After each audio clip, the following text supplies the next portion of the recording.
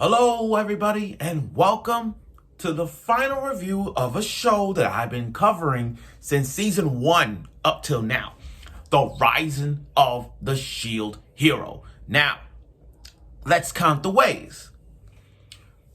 Let me go back to my time talking about Rise of the Shield Hero for a bit, because we gotta go on this one. So, I didn't think about watching this show until I got a comment years ago about, oh, have you seen Rise of the Shield Hero? Go watch the first 4 episodes of Rising of the Shield Hero. And ever since that, I've watched the Rising of the Shield Hero. And I've been talking about reviews on a regular basis. Not on the same day sometimes, but sometimes on days where I'm off work or I do reviews of it before I head to work. But still, I want to give you guys my thoughts and reaction towards Rise of the Shield Hero, because there were some moments that now for me and his crew, his harem, goes way to the point of they're the best.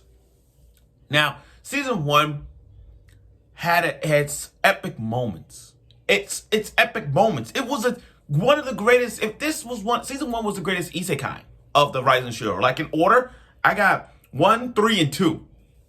Season 1 brought out the love for Naofumi and his quest for revenge and to prove his innocence. And that was great.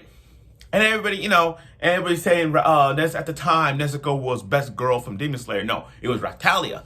And I was the guy at the Crunchyroll Anime Awards screaming my ass off when Raftalia won, because she was the sword to Naofumi's shield. And then adorable little Philo, the one that must protect at all costs. Philo is so freaking awesome. Now, season 1 had its moments. And then it dive down to season 2, where the spirit tortoise and all that, I'm like, it's not great. I mean, it had its flaws up and down. I wasn't really keen on it. I mean, there were some moments that were okay, some moments were not, but yeah, somewhat. Then they decided to okay, we make some mistakes in season 2. Let's rise back to how we were in season 1. Let's amp it up a bit. Season 3 comes in play. What do we got? New characters, new development, a tournament arc. We got stupid ass Three Stooges once again in this roundabout way of this wave that's coming on the Phoenix. And Naofumi has so many problems in this season. I mean, not only bringing back the 3 stupid ass heroes, but absolutely get them rejoined once again by the uncontrolling of a bitch ass character who, I don't know why my best friend likes her. I don't know why my best friend likes the bitch. I don't know why. If y'all like her, y'all have bad taste in anime. I'm just gonna call it like it is. You guys have bad taste. But other than that, Naofumi's role of gathering the heroes, training these other people to fight off the wave, and with the dragons, it had so much going on.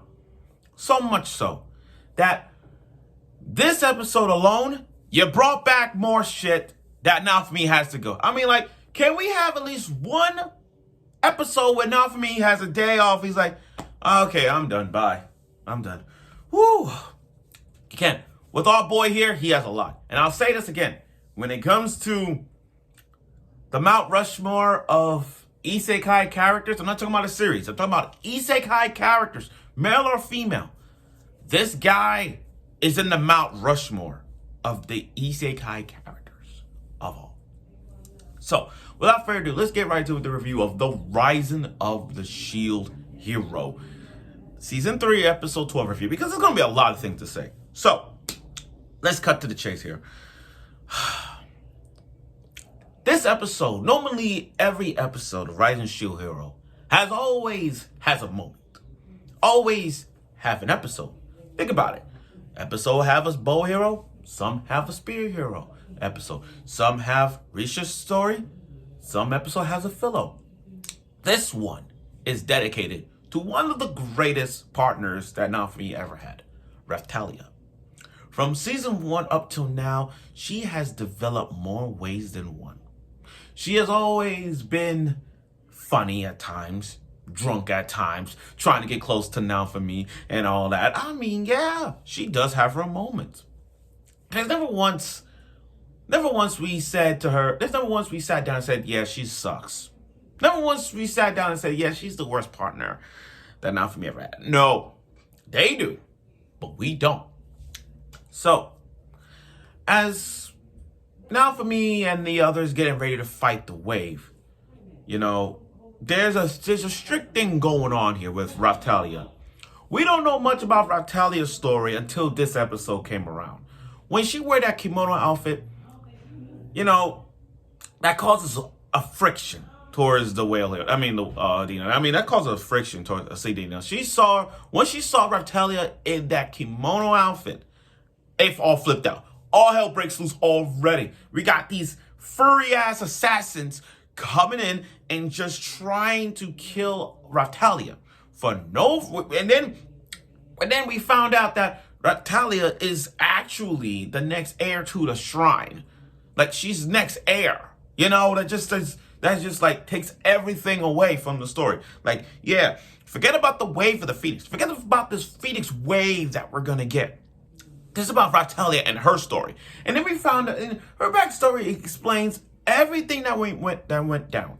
If you go back to season 1, we found out that her parents died during the first wave. But then we look at this story and Selena understands Raphtalia's parents, where they come from, you know, what her mom and dad was before they decided to cut all ties with their land and decided to move in when Raphtalia was born. So it all makes sense as to what triggered it. So now we realize Raphtalia is the next heir. It's next heir to it. And now I understand keeping it secret was bad enough, but it's like for this season, it's more like more drama and more fighting, but it was more about the drama and then it was the fighting. But this gave us more stories into what we're expecting to get out of it. Now here's the thing. You guys, get ready guys for what I'm about to say. Get ready for this, what I'm going to say, because you're not going to like what I'm going to say. You know, there are, in life, we do trust some characters in anime. We do oftentimes look at this person and say, you've been redeemed. One time you look at this guy and say, you know what? He or she might change. I see it. It's the king, the former king. You know, the connection that the former king, got with the Tiger siblings, it's something wild about it. Like, it's his fault. And he knows he's at fault with this. I mean, if you think about it, yeah, he was a fucked up king with a bitch. Season 1, yeah. And I think after being arrested, calling him trash, he's still trash, but still locked up in a dungeon for years, he finally, when he saw the two siblings, the Tiger siblings, it kind of like, he knows what he did was wrong. He knows. And questioning the blind tiger and saying, did he hurt you? And it's like when she told the king about how Now For Me treated her, how she healed her, and how she was able to walk and fight, it's kind of like he now sees that Now For Me is not a bad guy, you know. But there's something more about that than ever. There's something more about it. I think the former king might see something in this. I don't know. But here's the thing. This whole entire season was the purpose of this season was to focus on this wave of this phoenix that is supposed to come. But now, with this new storyline at the end, where new characters are approaching, we got new characters. Raphtalia's in danger because everybody's coming after Raphtalia now. And now it's like, okay, we're gonna take this arc, push it aside, push that break aside that we're supposed to be covering, and we're gonna focus on this new location that anybody who hurts my family, I'm gonna kick your ass for. So now for me is like, okay, I gotta figure out who's attacking Raphtalia and why. So now we see these new characters. One of them is a bitch-ass 2.0 of a bitch. And we got these other furry kings out there. It's like you see all the three heroes training, bitch ass mind is sailing somewhere off the coast. We don't know what the fuck her plan is, but I wish she gets killed one day. I hope so. Hope so.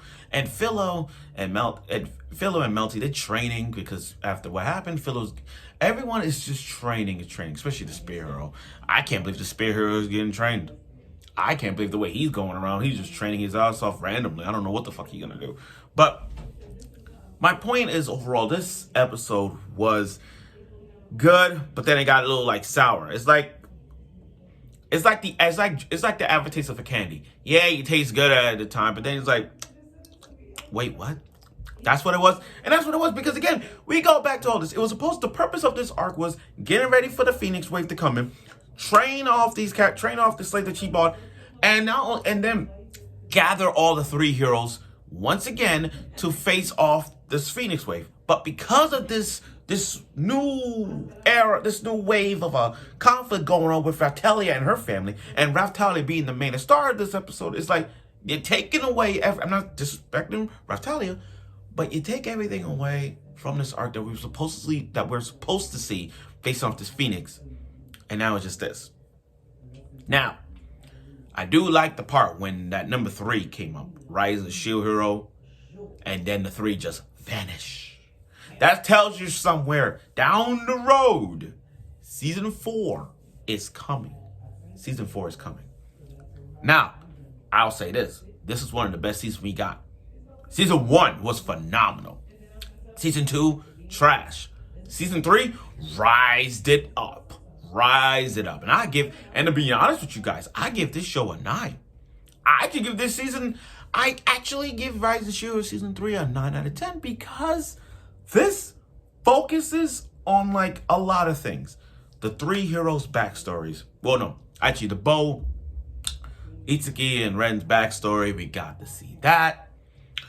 We got to see the developments of all side characters, especially with the dragon and especially with like Raftalia and other backstories of side characters we got to see, especially Risha. Risha's development is on a high different matter, and I loved it. And her connection with the Bow hero is still there. You know what I mean? That's what I like about it.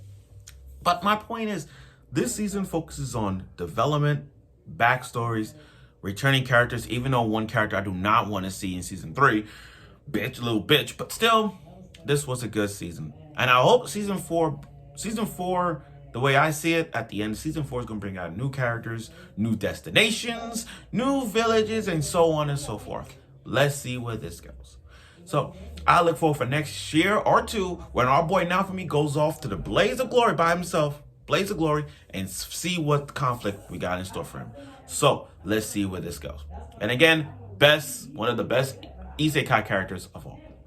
So I look forward to next year or 2 if we get a season 4. So stay tuned for that.